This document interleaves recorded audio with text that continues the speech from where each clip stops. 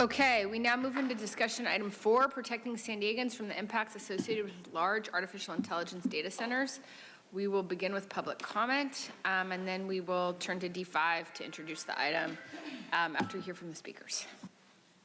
Thank you, Chair Lawson-Remer. We have 7 total requests, 3 individuals in person and 4 requesting to speak by phone. Also like to note for the record, we did receive 3 e-comments on this item, 2 which were in favor and 1 was in opposition. Again, for any individual that requested to speak on this item by phone, please dial into the conference line now using those instructions that were provided to you. We'll begin with the in-person speakers. As your name is called, if you could please come forward and stand on the arrows until it is your turn to speak. You'll then have 2 minutes to address the board. And please begin by stating your name for the audio record. I'd like to invite forward Cesar Javier, allegedly Audra, and Kathleen Lippett.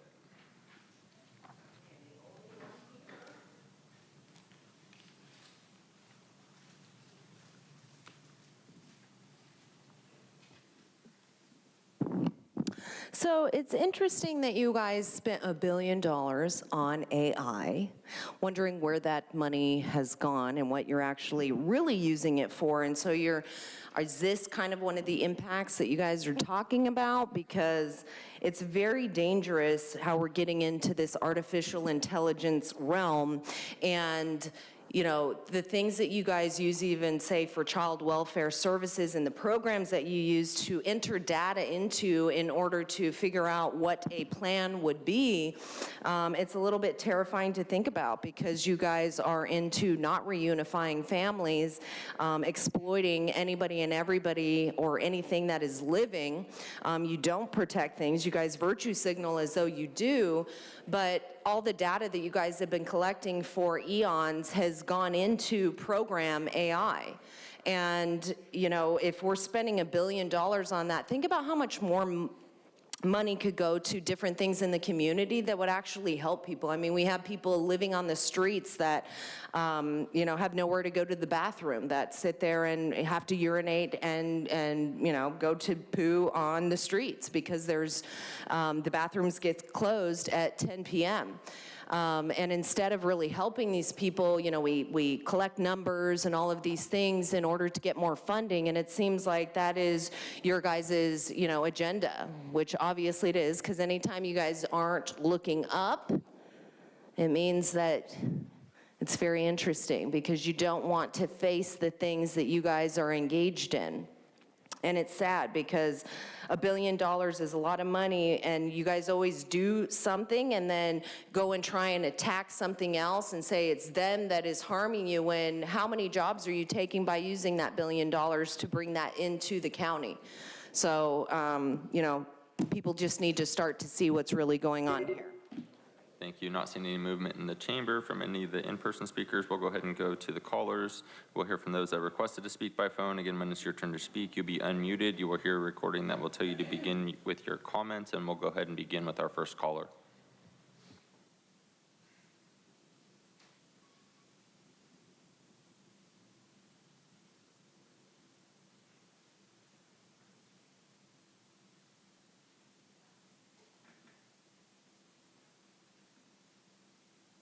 Hey, it's Truth. For the record, this board was 10 minutes late to start the day, and it is now 12 minutes late to return from the lunch break. It also makes zero sense to not introduce an item until after people have spoken to it. How are we to know what it's about? This is continuing the failures today. And it's almost like AI itself added this item onto the agenda, because I have noticed the Instagram algorithm keeps bringing up this issue about data centers in some California city up to the surface. However, I am grateful to start learning about it. If there's a real issue of these data centers, why not just ask Trump to ban them? AI doesn't really contribute anything good to the world anyway, so we can actually live without it. All it does is make people lazy and create fake videos. Maybe Newsom will support a ban since he can't stand when people use AI to mock him. We should just ban water-sucking AI data centers and fire-prone battery energy storage sites too. But I have a feeling the county corruptors will treat the AI centers just like BESS and delay a response for almost a year, then vote no on all the legitimate protections that Jim proposes. I also think this topic is just like the county's homelessness response, where Jim asked for some accountability on the billions of tax dollars that have gone down the drain, and we've never gotten a response on that either. I like your specific questions, Jim, proposed in the item itself and the call for transparency. And I don't want the CAO to keep delaying answers. This should be one of many priorities. If we're talking about, environment, well, then follow through. I'm disappointed there's no call for a pause/temporary ban until an ordinance can be written on getting various financial and safety guarantees from these corporate big tech companies who have plenty of money to do the right thing and implement their own protections, and yet they don't. See, Tara, this could be one of your many opportunities to introduce a lawsuit, right? Let's just sue them now. Let's get a head start. Or does that not fit the political agenda? See, there's always a double standard. And this is America's 250th birthday year. Enough of the double standards and hypocrisy. Thank you. Your time is up. We'll go to our next speaker.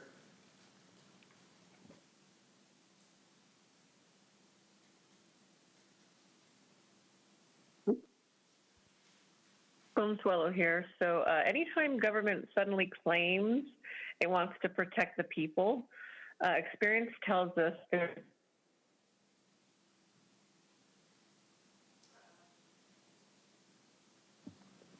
Consuelo, I still see you connected. You might have muted your phone.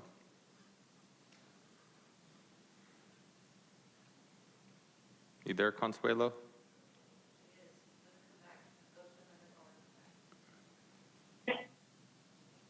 I'm not muted.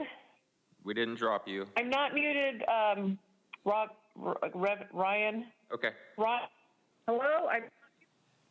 Consuelo, we can Can you hear drop my time? I don't know what's going on. Consuelo, just 1 second. Let me speak. Well, then why Let me did you at me saying you couldn't hear me? Okay, we're going to go ahead and go to the next caller. Just for your reference, you have 1 minute and 40 seconds left. Your time was paused as we waited for you to come back. We will come back to you as soon as we're done with this caller.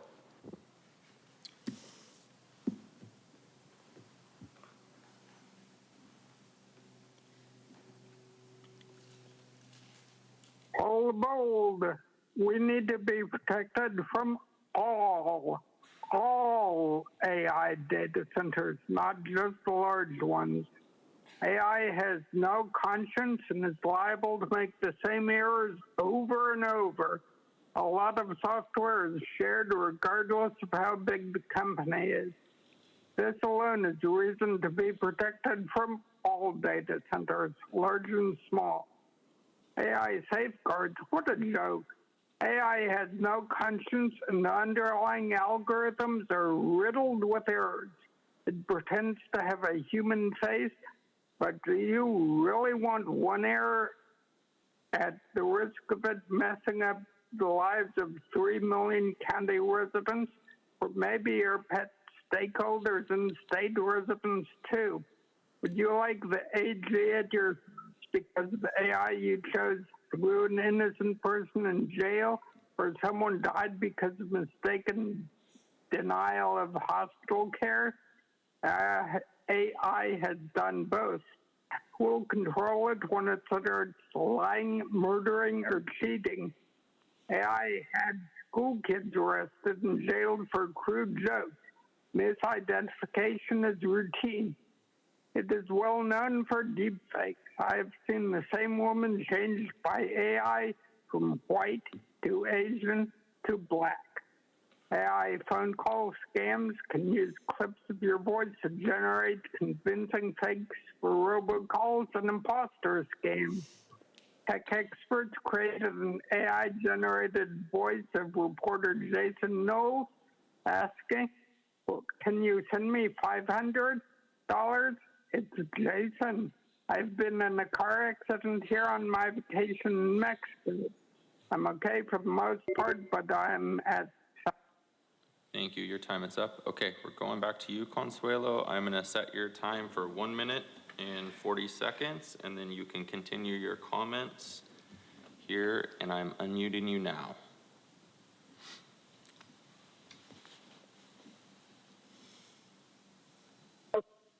Okay, thank you, Ryan. Okay, anytime government suddenly claims to want to protect the people, experience tells us there's always something behind it, and it rarely works out for our favor.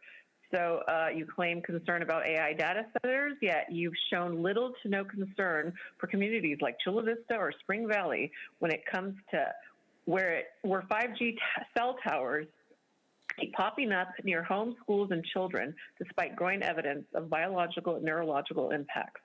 That was fine, but this only requires protection. So yeah, I'm just watching closely because what's really changed isn't the technology, it's who has access to it. AI is no longer limited to the government intelligence agencies or corporations. Everyday people are now using it to analyze data, ask questions, connect the dots, and access information that used to be locked away. And that's uncomfortable for systems that profit off of ignorance, confusion, and dependency. And here's the deeper truth. Human beings are the most advanced technology on this planet. That's exactly why so many industries, government, pharmaceutical, and others, have spent decades poisoning, numbing, distracting, and suppressing human potential. Dumb people are easier to control. Informed people are not. So now, instead of addressing real environmental hazards, real health impacts, or real accountability, we're being asked to fear AI data centers. Right, as people begin to use AI to their advantage. From where I'm standing, this looks less like protection. Thank you. Your time is up. And Chair Lawson-Remer, that concludes public comment on this item. Okay, thank you very much. I'd like to turn the floor to Supervisor Desmond, who brought this item. Oh, sir, you are... Yeah, thank you. Yeah, thanks. Hey, at least I found the hand now. Okay. To raise the Yes. hand. But well, I called on you so you can now put the hand down. okay. Oh, damn. Now you got to do that. Okay. No, it's up. It's still up in the chat. All right, there we go. Thank you. Okay. You know, I brought this item forward not to be pro or con AI or data centers, just primarily to hopefully get ahead of these centers potentially coming to San Diego County. We were caught a little bit, myself included, flat-footed with the BESS, these battery energy storage systems. We had already approved a few of them, and they were being put under a different category. And so I just wanted to get ahead of that with these potential AI centers coming to San Diego County. So we've seen numerous reports from across the country that residents are deeply concerned about the potential impacts of large AI data centers may or may not have on their community. The focus it goes from utility rates to impact on water resources and community character. The facilities are large. Sometimes they consume a lot of electricity and water and may require upgrades to existing infrastructure. So my concern is that, you know, with our existing land use regulations, don't account for many of these impacts. And like I mentioned earlier, the battery energy storage systems, we we're behind in that. And I'm not pointing fingers at all, so what I'm trying to do is get ahead here. And I asked many questions, or mostly general questions in the board letter. How many are already here, and how many are proposed to come here? What's going to be the permitting process? Like I said, I really want to ask staff to come back within a certain time, 180 days, to give us, okay, here's what we know about them, here's what we know their impacts are, here's where we can potentially regulate them or not regulate them, to make sure that San Diegans are protected, particularly the ratepayers. We don't want our electricity rates spiking because of these coming in. I do want to embrace the technology. I think technology is a wonderful thing, but we also have to look at the impact. So all I'm asking is that staff looks into this, comes back to us within 6 months or sooner with potential, well, here's what we know about them, here's what we recommend, and that's all I'm trying to do is get ahead of the curve of AI. It's already out there, but so with that, I'll make a motion to approve item 4, to have staff come back with a report on potential AI data centers in San Diego County.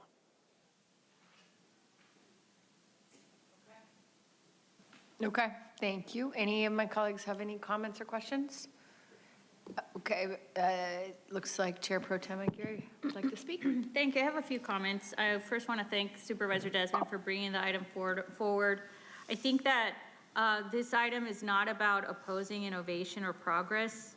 We know that San Diego benefits from technological advancement, but I do think that progress has to be thoughtful and balanced. Large AI data centers place extraordinary demand on electricity and water systems. These facilities operate 24/7 and can use as much power as tens of thousands or even hundreds of thousands of homes. That demand has real consequences for working families because electricity pricing is largely demand-based. When large users dramatically increase demand on the grid, utilities must procure more power, and often during peak hours when electricity is most expensive. Those higher costs are not absorbed by data center operators alone. They're spread across all ratepayers. That means higher monthly electricity bills for households, renters, seniors on fixed income, small businesses, regardless of whether they benefit from these facilities. The same concern applies to water.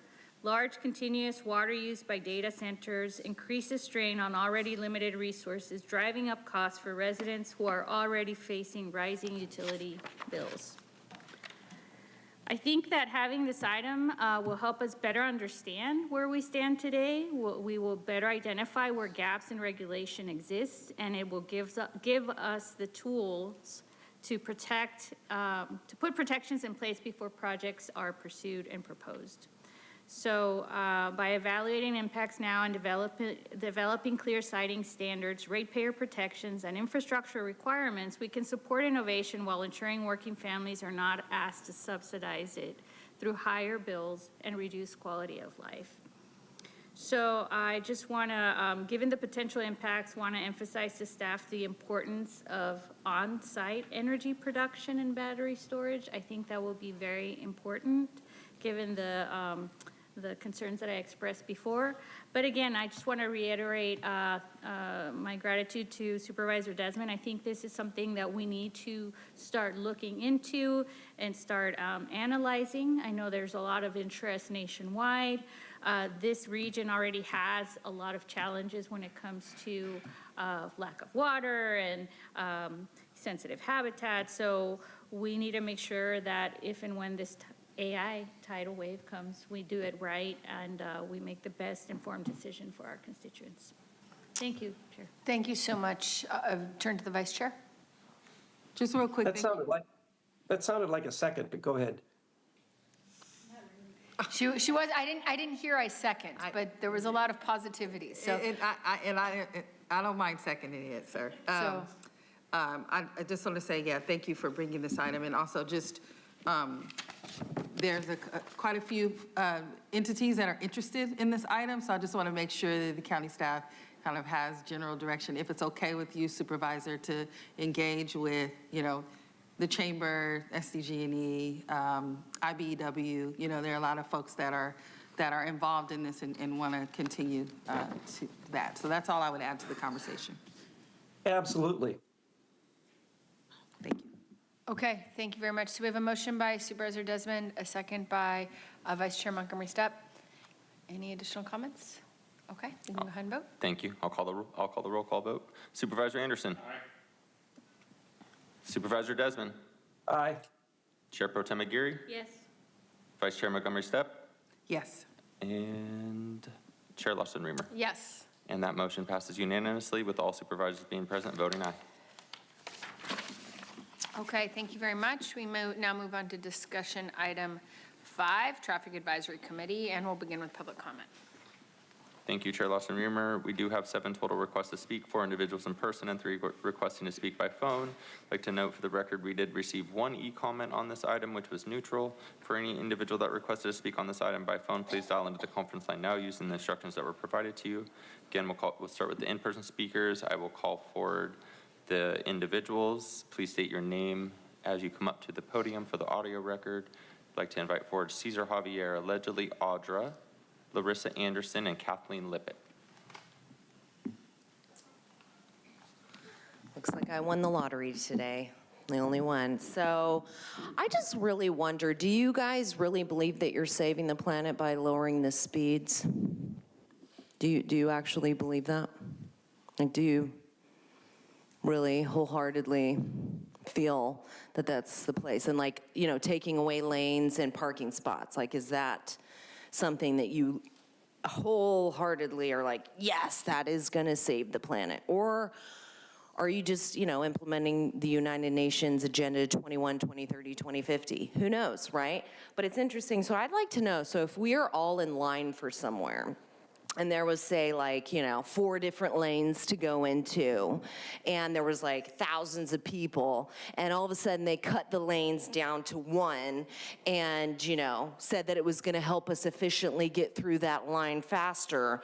Do you think that would happen? Or do you think also, like, if we all got into a small closet, how you guys want to densely populate, that the air quality would be better if we were all in there, especially if Joe was farting from the food he was eating? Who knows?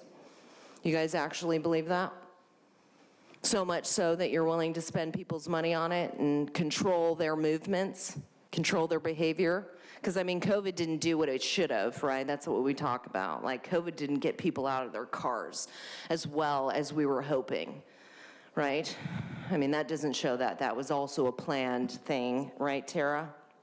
I mean, what does Soros tell you? Is he telling you to just keep doing what you're doing because you're doing a good job? Is that, Tara, are you listening? Tara, terrorist. Hey, there you are. Right? Are you going to roll your eyes? I know, it's crazy when people expose the things you guys are engaged in, right? Right. Breathe in that sulfur air. It's so good. Hell is interesting to be in. All right, not seeing any movement in the chamber from any of the in-person speakers. We'll turn to those callers. When it's your turn to speak, you'll be unmuted. You will hear a recording that will tell you to begin your comments, and we will go ahead and begin with our first caller.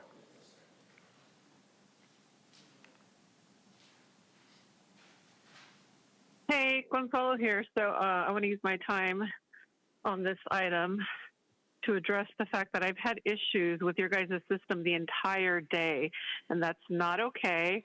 I kind of feel like I'm being targeted, and I don't know why, but yeah, I have several things that I've written down that I had to deal with, and I don't think anybody else had to, but you know what? That could just be. Can we pause the speaker's time? Please ensure that you're speaking to the item. If you don't speak to the item, you'll forfeit your time. Go ahead, you can continue.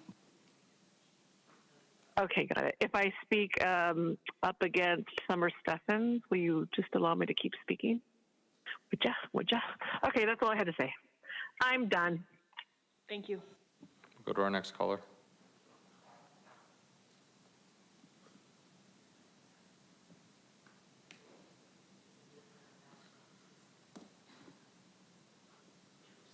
Hello, Paul the Bold here. Hope everyone's having a good New Year. You must be, because you've been late several times, probably partying. Anyway, on the traffic advisory stuff. By the way, that was off topic. No one called me out. But anyway, it would be good if the 6 of these items, certifying or establishing a speed limit, were not silly changes for a few miles per hour, but items 3A and B are just that. 5 mile per hour speed limit decreases, even though the average speed on that segment, on those segments, was 39.55 miles per hour, which is under the current limit. Victory to the sign makers. Items 1A, an always stop at an intersection where the view of oncoming cars is blocked, and 5A to C, which impose a uniform speed limit on 3 segments of road with different speed limits. They are good. But as I say, the rest are silly. I hope you are posting speed limit signs on Rainbow Heights roads, item 5D, as well as certifying it for enforcement by radar. The one item which calls for clarity is item 5E, the always stop intersection in Lake San Marcos. I think that the one stop sign there is sufficient since it's in a 3-way intersection, and that it would enhance traffic operations may be the law, but it is not enough of a reason. Otherwise, you could simply mandate 4-way stops at every intersection. So I approve of all. Thank you. Your time is up. And Chair Larson-Remer, that concludes public comment on this item. Okay, thank you very much. Do my colleagues have any comments on this item? Supervisor Desmond. Thank you, Madam Chair. I want to move to approve the item, but I did want to mention the Traffic Advisory Committee. I just want to give them kudos. I mean, just about every Wednesday meeting, we have a traffic advisory agenda item. There's usually several streets, several roads that they all look into, they look at the different speed limits, they talk to the engineers, and they provide us with this input. And I just want to, I just notice we have a lot of input from this committee, and I just want to say thank you to them and maybe to our staff to let the Traffic Advisory Committee know that we appreciate all the work they do, and thanks for these agenda items. Thank you. Thank you. We have a motion and a second. Motion by Supervisor Desmond, a second by Vice Chair Montgomery Steppe. I just want to note, I appreciate it, and I concur with the recommendations regarding Rambla de Flores and Lina del Cielo. I actually bike those roads, and those cars are going too fast. So thank you. We have a motion and a second. Please call the vote. Thank you so much, Chair Larson-Remer. Chair Pro Tem Aguirre. Supervisor Anderson. Aye. Chair Larson-Remer. Aye. Vice Chair Montgomery Steppe. Yes. And Supervisor Desmond. Aye. That motion passes unanimously with all supervisors being present, voting aye. Okay, thank you all very much. We now move on to discussion item 6, notice public hearing resolution to revise the transportation study guide for vehicle miles traveled to remove the infill area and small project screening criteria and CEQA exemptions. We need to begin with a statement from County Council. Yes, good afternoon. The board action today is limited to court-mandated revisions to the transportation study guide, which will remove exceptions for small projects and for infill areas. Nothing in this action today affects this board's ability to consider and adopt different transportation thresholds under CEQA in the future, if supported by substantial evidence. And nothing in this action today affects this board's ability to approve a VMT mitigation program for projects that have significant transportation impacts. And in fact, PDS staff is already planning to return to this board during the summer to provide options and to seek board direction on that mitigation issue. Nothing further. Okay, thank you very much. We will begin with public comment. Thank you, Chair Larson-Remer. We do have 6 total requests to speak, 3 individuals in person, 3 requesting to speak by phone. Also like to note for the record, we did receive 2 e-comments on this item. 1 was in favor and 1 was in opposition. For any of the individuals that requested to speak on this item by phone, please dial into the conference line now using the instructions that were provided to you. go ahead and begin with the in-person speakers. As your name is called, please come forward. You'll have 2 minutes to address the board. I'd like to invite forward allegedly Audra, Cesar Javier, and Kathleen Lippett. Again, they're not here, but that's okay. Vehicle miles traveled. Tara, weren't you the one that said that that data was really not showing what you guys wanted it to? I mean, it's really about control. I'm wondering when you guys are going to get out of your cars and be the example for the county of, like, Tara, you need to bike here, right? Have it, Joel, why don't you bike here, right? Or you could walk. Who knows? Or we could start looking into teleportation. I feel like that's something that would be money well spent. I mean, we're spending $1 billion on AI. We could probably spend $2 billion on that. We could create roller coasters, moving sidewalks, some swings where it's like, you know, you could just kind of like swing around, you know, waterfront and then kind of be let off at the entrance. Tara?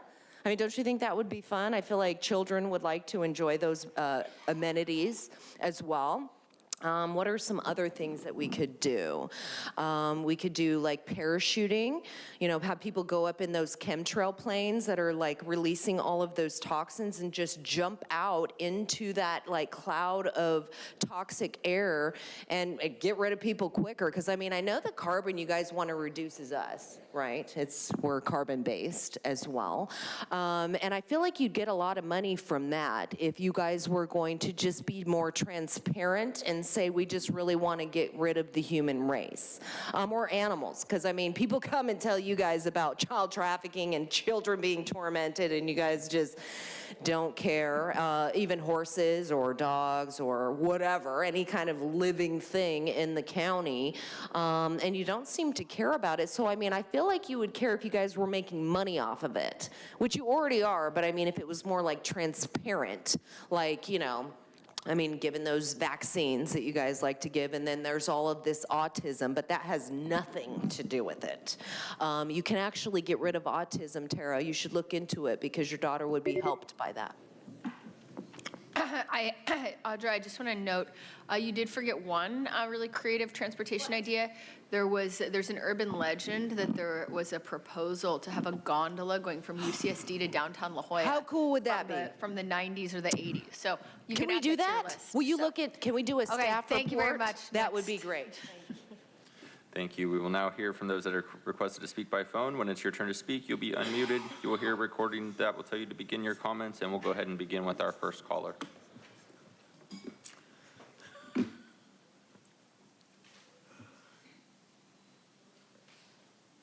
Lola Bold.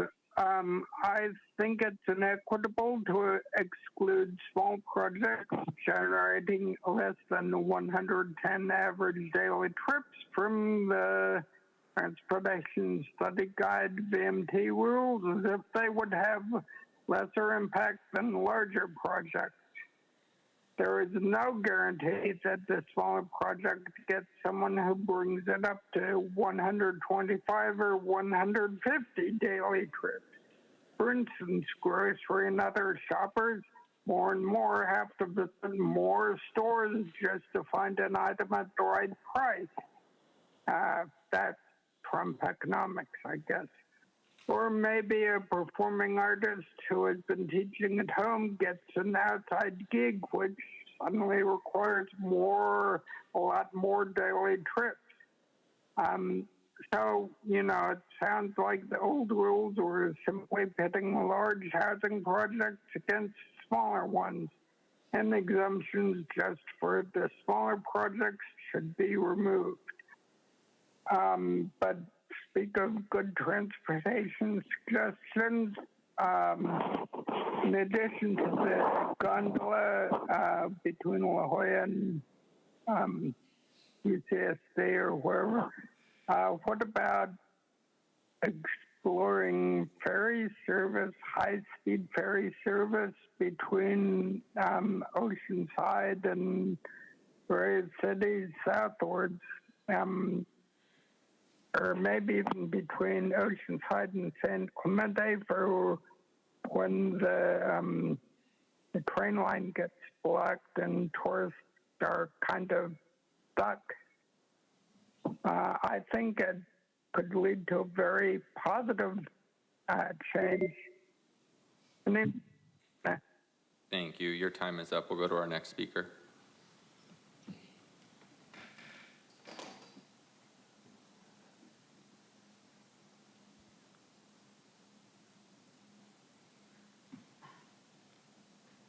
Okay, Consuelo here. Yep, I just wanted to call in to say, yep, that'd be great. The gondola, the ferry, teleport, all of it.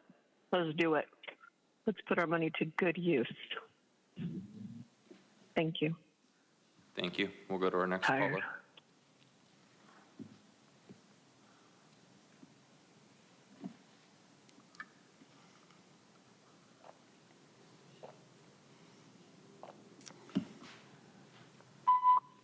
Hey there, it's Truth. Vehicle miles traveled was the control mechanism that replaced motorist delay and level of service metrics for new developments, as in it went from something measurable and tangible like traffic to an agenda that is just about reducing driving. Making people financially, politically, and physically drive out of California is the only mechanism the state has implemented that has almost reduced congestion. Caltrans failed on their part to both expand and design highways in a way that would alleviate traffic. In fact, one of their workers refused to address my Autobahn idea. It's actually laughable that the leftists who support unaffordable stack effects shoved into people's neighborhoods are the same ones who sued the county over VMT. The Cleveland National Forest Foundation is a Democrat-operated group, while the Coastal Environmental Rights Foundation is one of corrupt Marco Gonzalez's many lawsuit-happy operations. And I think the county and the courts suffer from the same issue, politics corrupting their decisions. And San Diego County and the state both continue to lose, as there are so many losers in public office just taking up space on our tax time. There's plenty on this board as examples. Marco Gonzalez is another example, and he's not even in office.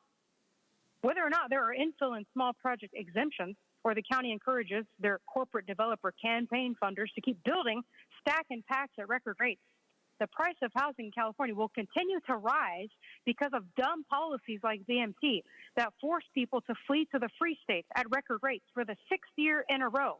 That's since you guys have been on this board.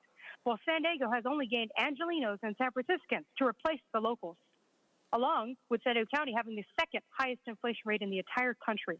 What's the VMT solution to that? Or is that the solution? To have nobody left who wants to live under California-branded communism. On that note, I'd like to adjourn today's meeting in honor of 8-year-old Aria Cruz Asensio, who was killed by an illegal alien drunk driving in Julian. Her father, a U.S. Marine, is still in the hospital, but the progressive puppets don't seem to care. Thank you. Thank you. And Chair Lawson-Remer, that concludes public comment on this item. Okay, thank you very much. Do any of my colleagues have any questions? It's obviously an item that we have discussed at great length over that last number of years. So any questions or clarifying information needed from county staff or county council? Okay. Anyone like to make a motion? So moved. Okay, we have a motion on the floor. And a second. We have a motion by Supervisor Anderson, second by, Chair Pro Tem Aguirre. Thank you, Chair Lawson-Remer. Chair Pro Tem Aguirre? Yes. Supervisor Anderson? Aye. Chair Lawson-Remer? Aye. Vice Chair Montgomery Stepp? Yes. And Supervisor Desmond? Yes. And that motion passes unanimously with all supervisors being present and voting aye. Okay, thank you all very much. We now resume with non-agenda public communication. Ryan, please call the remaining individuals that requested to speak. Thank you, Chair Lawson-Remer. We do still have 3 requests to speak on matters not listed on matters not listed on the agenda, and those 3 people are all coming to us via in-person. So I would like to invite forward Cesar Javier, Jay Royston, and Miss LaShield. And you may come forward in any order.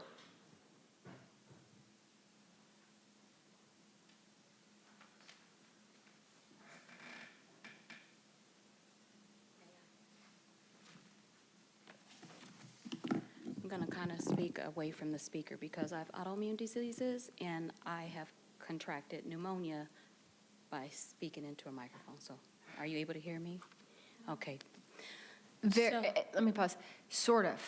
So if you can, yeah. Okay. Is that a little bit better? It's a little better. Okay. So yesterday, after the board meeting, I came to your office, Ms. Lawson. And I've had words before with Madison, the board's receptionist. I don't carry those issues with me from the past. That was yesterday, today's a new day. That's my mindset. So I told her that I wanted to speak with the chairwoman, which is you. I said, I want to speak with someone in your office. And she said, have a seat. I had a seat. And shortly thereafter, Kelsey Taylor came out. And she was a bit obnoxious. She came out and said, hi, good afternoon. So I said, hi, good afternoon. And before I could get into what I was there for, it was kind of back and forth words exchanged. And she said, I spoke with you before, and you were rude before. I said, are you carrying over a grudge? That was many months ago. What is your name? I said, you just said that you spoke with me before, so you should have my name. I said, if you let me have a piece of paper, your pen, and borrow some paper, I'll write my name down. And she took a moment, and she goes, I'm sick. I said, then what are you doing at work? And she said, because I can be. So then some more words were exchanged, and then we got into what she said, what I said, and then she started gyrating her neck, depicting me as a ghetto nigger bitch. That's when someone depicts a black person that's speaking in an articulate way and they start gyrating their neck and gyrating their body. I don't appreciate that because that's not how I talk. So I said, now you're doing racial caricature. So we had words about that, and she said, I'm done because you don't want my help. I said, help is not what you've been giving me. So someone hit the panic button, and then the sheriffs came. That's your time, ma'am. No problem. Thank I'll you. go back over there and ask to speak to someone in your office. Thank you. Thank you. No problem. And Chair Lawson-Remer, not seeing any other movement in the chamber, that concludes the request for non-agenda public communication this afternoon. Okay, thank you all very much, and this meeting is now adjourned. The next regular meeting of the board will take